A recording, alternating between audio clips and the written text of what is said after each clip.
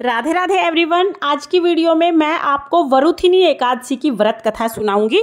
वरुथिनी एकादशी की व्रत कथा सुनने के लिए हम 1 लोटा जल लेंगे, अपने हाथ में थोड़े तिल या फूल लेकर हम कहानी शुरू करेंगे। तो चलिए अब मैं आपको वरुथिनी एकादशी की व्रत कथा सुनाती हूँ।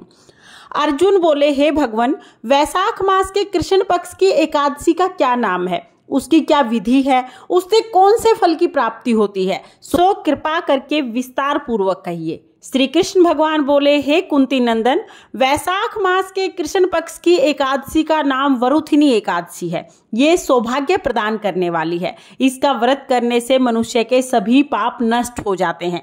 यदि इस व्रत को दुखी सधवा स्त्री करती है तो उसे सौभाग्य की प्राप्ति होती है। वरुथिनी के प्रभाव से ही राजा मानधाता को स्वर्ग की प्राप्ति हुई थी। इसी प्रकार धुंधमार आदि भी स्वर्ग गए थे। वरुथिनी एकादशी के व्रत का फल 10 सहस्त्र वर्ष तक तपस्या करने के फल बराबर है। कुरुक्षेत्र में सूर्य ग्रहण के समय जो फल एक बार श्रवण दान करने से मिलता है, वही फल वरुथिनी एकादशी का व्रत करने से मिलता है। इस व्रत से मनुष्य इस लोक में सभी सुखों को प्राप्त करके अंत में परलोक को प्राप्त करता है। हे राजन, इस एकादशी का व्रत करने से मनुष्य को इस लोक में सुख और परलोक में मुक्ति मिलती है। शास्त्रों में कहा है कि घोड़े के दान से हाथी का दान उत्तम है, हाथी के दान से भूमि का दान उत्तम है, भूमि के दान से तिलों का दान उत्तम है, तिल से उत्तम है सोने का दान, और सोने के दान से अन्न का दान ज्यादा उत्तम है। संसार में अन्न दान के बराबर कोई दान नहीं होता है। अन्न दान से पितृ देवता मनुष्य आदि सभी तृप्त हो जाते हैं। शास्त्रों में कन्यादान अन्न दान के बराबर माना जाता है। वरुथिनी एकादशी के व्रत से अन्न दान तथा कन्यादान के समान फल प्राप्त होता है। जो मनुष्य लोभ के वश में होकर कन्या का धन ले लेते हैं या आलस्य और कमजोरी के कारण कन्या के धन का भक्षण करते हैं, वो प्रलय के अंत तक नरक में पड़े रहते हैं या उनको बिलाव का जन्म भोगना पड़ता है। जो मनुष्य प्रेम से एवं यज्ञ सहित कन्यादान करते हैं, उनके पुण्य को चित्रगुप्त भी लिखने में असमर्थ होते हैं। जो मनुष्य इस वरुथिनी एकादशी का व्रत करते हैं, उनको कन्यादान के समान फल प्राप्त होता है। वरुथिनी एकादशी का व्रत करने वाले को 10वीं के दिन से निम्नलिखित वस्तुओं का त्याग कर देना चाहिए। नंबर 1, कांसे के बर्तन में भोजन नहीं करना चाहिए, मांस का सेवन नहीं करना चाहिए, मसूर की दाल का सेवन नहीं करना चाहिए, चना, साग, शहद और दूसरे अन्न त्याग देने चाहिए। 10वीं तिथि को केवल एक बार भोजन करना चाहिए। व्रती को पूर्ण ब्रह्मचर्य का पालन करना चाहिए। रात्रि शयन न करके सारी रात्रि को शास्त्र चिंतन और भजन कीर्तन करना चाहिए। दूसरों की निंदा तथा दुष्ट एवं पापी लोगों की संगत नहीं करनी चाहिए।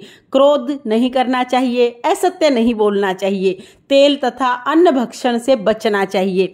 हे राजन, जो मनुष्य एकादशी का विधि पूर्वक व्रत करते हैं, उनको स्वर्ग लोक की प्राप्ति होती है। अतः मनुष्य को पापों से डरना चाहिए। इस व्रत के महात्म्य को पढ़ने से 1 सहस्त्र गोदान के समान फल प्राप्त होता है। इसका फल गंगा स्नान करने के फल से भी अधिक होता है। हे कुंती नंदन, हर प्राणी को वरुथिनी एकादशी का व्रत अवश्य करना चाहिए, ताकि इस लोक में सभी भौतिक सुखों को भोग कर अंत में परलोक में मुक्ति प्राप्त कर सके। ये थी वरुथिनी एकादशी की व्रत कथा। इसके बाद हम एक गणेश जी की कथा जरूर सुनेंगे। तो चलिए अब मैं आपको गणेश जी की कथा सुना देती हूँ। एक बार एक गांव में गणेश जी का मेला लगा था। सब लोग मेले में जा रहे थे। एक छोटी सी लड़की ने जिद कर ली, माँ मैं भी मेले में जाऊंगी। उसकी माँ बोली, नहीं बेटी, तुम अभी बहुत छोटी हो, कहीं गिर पड़ जाओगी, चोट लग जाएगी। लेकिन लड़की नहीं मानी। लड़की ने जिद कर ली। अब माँ ने उसको 2 लड्डू और 1 घंटी पानी दिया और कहा, ठीक है मेले में चली जाओ, 1 लड्डू और पानी गणेश जी को, बचा हुआ लड्डू और पानी तुम ले लेना। लड़की लड्डू और पानी लेके मेले में चली गई। जाके सीधा गणेश जी के पास बैठ गई और बोली, हे गणेश जी, 1 लड्डू और पानी आपको, बचा हुआ लड्डू और पानी मुझे। ये कहते कहते सुबह से शाम हो गई। मेला बिछड़ने लगा। सब लोग घर वापिस आने लगे, लेकिन लड़की वहां से नहीं उठी। उसने कहा, जब तक गणेश जी लड्डू खा के पानी नहीं पिएंगे, मैं तब तक यहाँ से नहीं जाऊंगी। अब गणेश जी ने सोचा कि जब तक मैं लड्डू खा के पानी नहीं पीऊंगा, ये यहीं बैठी रहेगी और इसका दोष मेरे सिर लगेगा। गणेश जी एक छोटे से बालक का रूप धर के आए और बोले, लो तुम्हारा लड्डू खाया, लो तुम्हारा पानी पिया, अब मांगो क्या मांगना है।